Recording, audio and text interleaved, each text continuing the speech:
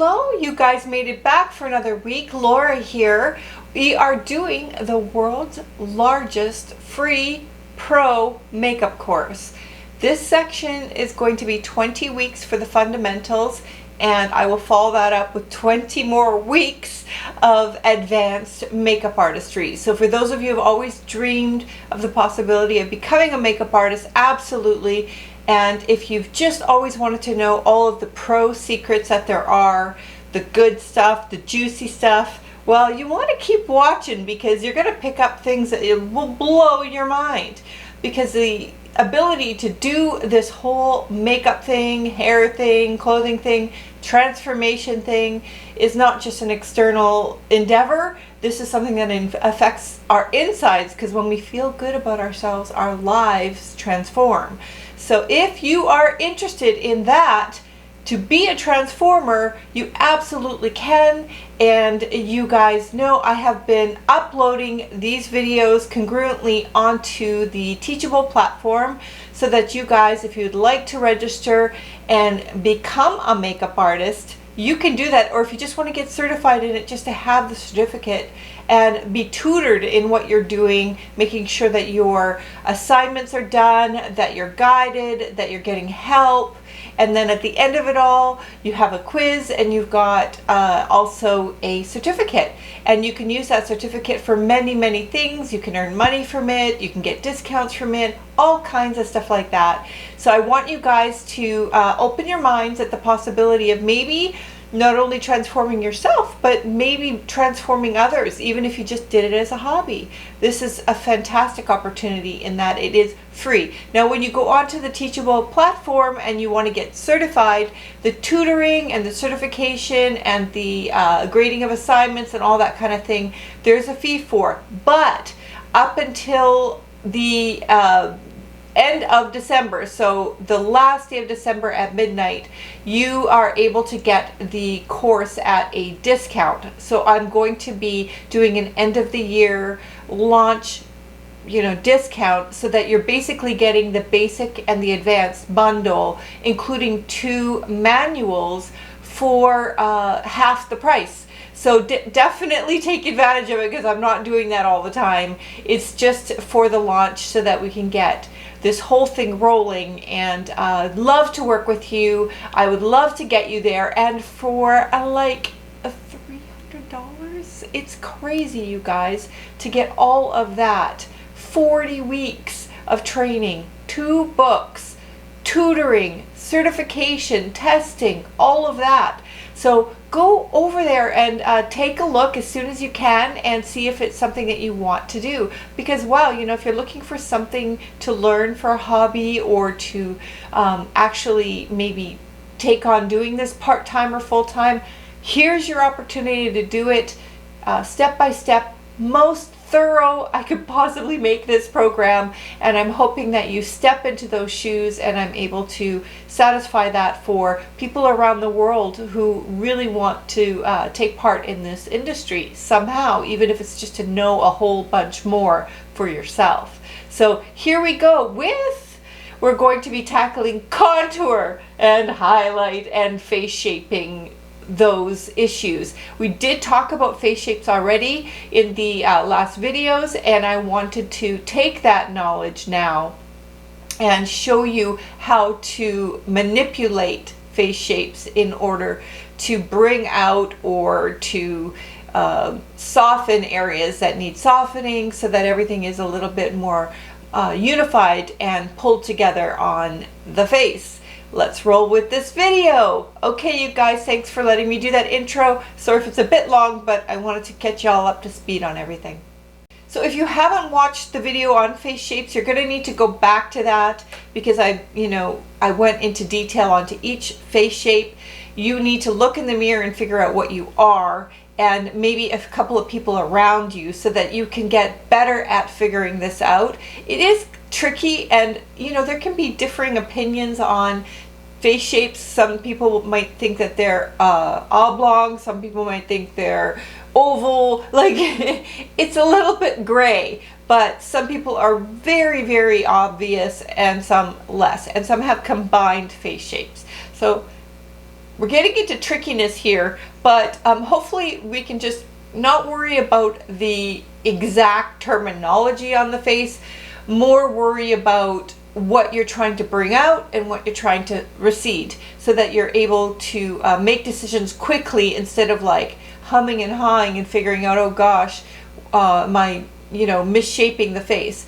Well, you'll know by looking at somebody's face. If a forehead is really high, you'll know that you need to soften that down. If there is a roundness around the jaw area, you'll know to chisel that out a little bit. If you've got, you know, a super wide face, you'll know how to contour that down. And obviously there's other things like the nose and things like that that can be played around with. But essentially, let's talk about the concept of highlight and contour before we actually go diving in to the details on it all. So just like conceptualize highlight and contour like this. And you probably heard this before, but I will try to reiterate it and explain it out again so that you guys can absorb a little bit better. Essentially speaking, what we're trying to do is to create illusion. We're illusioning the face to look and adjust where, you know, there may be perceived imbalances. Sometimes in makeup artistry, you actually want to enhance an imbalance or something that, you know, might be considered undesirable. So say for example, you have a super high forehead. You might actually, in makeup artistry and in high fashion, accentuate something that is exaggerated in order to make it look even more alien or more cool. So not always are you trying to make everybody look the same, like oval and all that stuff. You might have a square face shape that you're really trying to like enhance the squareness. So I'm not saying these shapes are bad per se, but to have the skills to adjust how you want to adjust is the key. So we have to talk about minimalizing and bringing out in order to, you know, kind of get in your brain what you're trying to do. And yeah, so I'm going to dive into the concept of highlight contour first. So when you've got any kind of 3-dimension in the face or in our, you know, couch, in our lamp, in our anything, you're going to always create highlight and shadow within any 3-dimensional shape. And depending on how the light's hitting it and depending on the angle of the face is how it can manipulate the shaping of something in order to either make it look better or sometimes make it look worse. Like I know with my nose, for an example, I can make my nose look shorter or I can make it go so much longer depending on how the lighting is and how I play around with my nose makeup, for an example.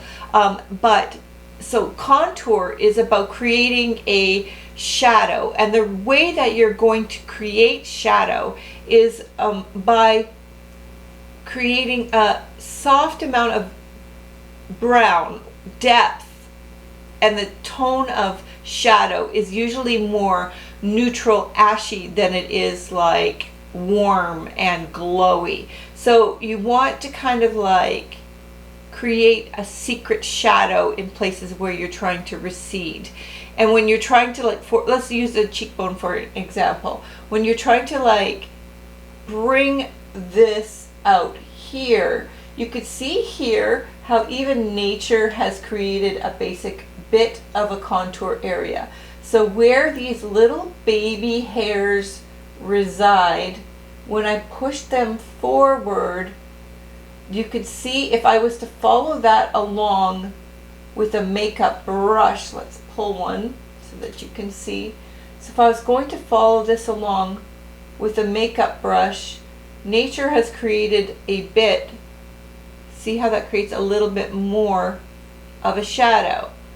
But what happens a lot of times with highlight and contour is that we can pull it down or up in places that creates an anomaly in the face. So like if I was to bring the contour all the way up to here, it would look like a dirt mark on the face rather than creating shadow. So we've got shadow here. Now you don't go straight from shadow to like highlight straight above it, because highlight's actually where the light is hitting on the skin. So you can see here too, let's go up to the temple area. You see how here it's slightly lighter, and here it's got like a soft rim of like a taupier brown warmth. So this has a combination of contour and a bronzer to kind of like both shadow and warm the skin, because that's where the sun would hit it. And you can see just here by the very, very tippy tip of my nose, how you see that little white little dot on the end. So you can see the light wants to hit that. If I was to lighten this whole area here, it would make my nose look longer. Whereas if I was to tip this off with a little bit of a deeper tone like what we have on this side here, it stops the camera from growing the nose down. And same thing goes like with like the chin area. You want that to, that's where sort of the center part of the face where the sun is hitting it. In this under eye area as well, that's kind of where it's nice to have brightness. And then you want to have the cheekbone area have color in it so that you look alive, so it doesn't look dead, and that's going to come in blush and stuff later. But then when you get to this upper area here, it needs to get lighter. Now how blingy that gets is going to be personal preference. You might not even necessarily need to bling it out like with shimmer. You could just put a lighter tone up here. So you could see there's definitely deeper tone here than there is under my eyes, and it creates a bit of brightness under here. So my highlight area is actually riding way up here today. I can bring it lower, I can bring it up to the upper cheekbone area, but it does depend on how deep your eye socket is, and it does depend on how high your cheekbones are as to how exaggerated and comfortable with exaggeration that you want to go. I just want to make note of highlighting. Like, highlighting isn't always necessarily light colors. Like you can see here, I'll just show you as an example. On the lips, sometimes my corners start to slide a little bit when I talk a lot. So on the lips, you can see here, there's just that little bit of shimmer in the middle. And we do that like with lip gloss or a lighter tone here. And what that does is it lets the sun hit the center of the lip and shadows out the edges of the lip in order to bring depth and 3-dimension. Because if you did everything all solid, like one tone, it makes you look flat, uninteresting, even cardboard-like. And what we always want to do is create interest and life to the face. So I wanted to like do this first video demystifying and explaining out why we do contour and what the purpose is behind it and how to kind of strategize around it. So I'm not, you know, I don't have body makeup on today. So like anything that has shadow and light. So you can see here in my clavicle area, you can see here that there's like a little shadow riding like there. Can you see that? There. And then if I was to like do a little bit of depth work in there, I could exaggerate the shadows, and then I could highlight, let's go this side here, highlight areas where it's riding where the sun would hit it. And if I put a little bit of shimmer there, you could see how that would like pop it out a little bit. And those are the kinds of little tricks that make the makeup look even more phenomenal, high-end, and dazzling. All right, let's go to the next points. We are going to go into highlight and contour products very soon, but what I want to talk about just generally speaking is the tools that you're going to need, and then we're going to go into how to correct certain face shapes in tomorrow's video. And you guys will see me dress the same because I kind of bang out the whole week in one day. That's the only way I can accomplish all of this. So I want to you to get a piece of paper or a pen ready if you want to write this down.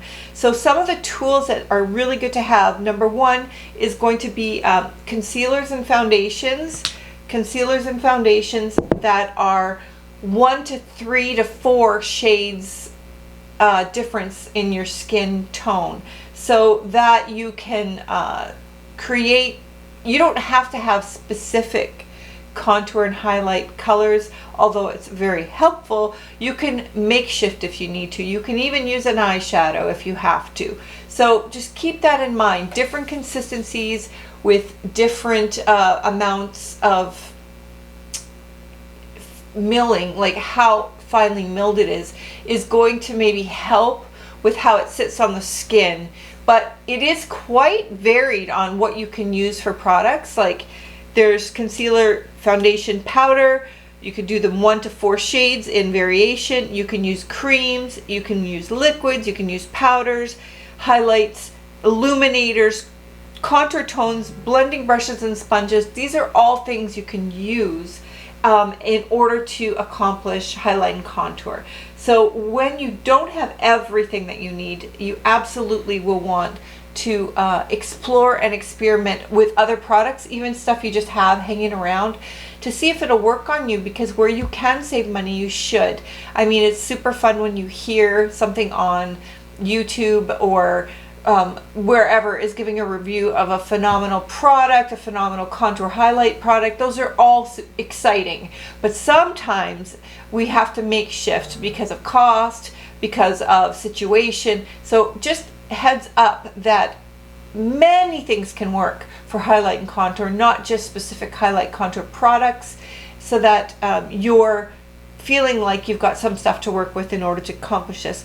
And by all means, if you guys need some products, you guys know you can go to the boomxbeauty.com site, and I have a whole plethora of highlight contour products, including palettes, including liquids, including creams, including powders, including matte, including shimmer. So go on over if you want to take a look at that. So let's start with that today. Write down what you need, get your products ready, and we're going to get into face shapes here tomorrow. We'll see you guys tomorrow, and have a great one. Your assignment is to prepare for this. Get everything that you have in your armor around you as far as your supplies, and we can roll through this week in a phenomenal way.